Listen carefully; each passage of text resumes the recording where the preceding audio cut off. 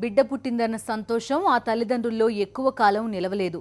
కన్నబిడ్డ బోసినవ్వులు చూసి మురిసిపోవాలనుకున్న వాళ్లకు తీరని కష్టం ఎదురైంది.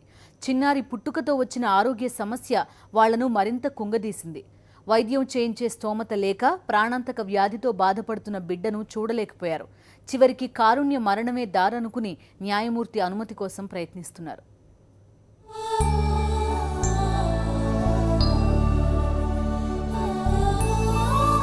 ముద్దుగా కనిపిస్తున్న ఈ చిన్నారి పేరు జ్ఞానసాయి. చిత్తూరు జిల్లా మెలకల చెరువు మండలం వత్తలాపురానికి చెందిన రమణప్ప దంపతుల గారాల పట్టి. 8 నెలల ఈ పసిబిడ్డకు తల్లిదండ్రులు తీర్చలేని కష్టం వచ్చింది. 2 నెలల వయసులోనే జ్ఞానసాయికి బిలిరియా అట్రిషియా అనే వ్యాధి రావడంతో తల్లిదండ్రులు తిరగని ఆసుపత్రి లేదు.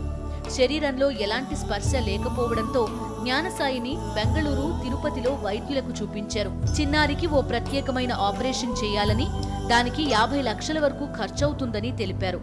30 lakhs ఖర్చు అవుతుందని చెప్పినారు. అందుకోసం మా దగ్గర ఆర్థిక స్తోమత లేదు. అందుకోసం జడ్జి వారిని అడిగేదానికి వచ్చినాము. ఒకటే ప్రభుత్వం సహాయం చేయాలా, లేదంటే దాతలు సహాయం చేయాలా. బిడ్డ నరక యాతనను చూసి తట్టుకోలేకపోయిన తల్లిదండ్రులు దాతల కోసం కాళ్లరిగేలా తిరిగారు.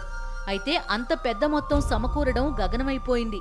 దీంతో తంబళ్లపల్లి కోర్టులో న్యాయమూర్తిని కలిసి మెర్సీ కిల్లింగ్ కోసం దరఖాస్తు చేసుకున్నారు. గోడు విన్న న్యాయమూర్తి హైకోర్టును ఆశ్రయించాల్సిందిగా సూచించారు. సాక్షి బ్యూరో, చిత్తూరు జిల్లా.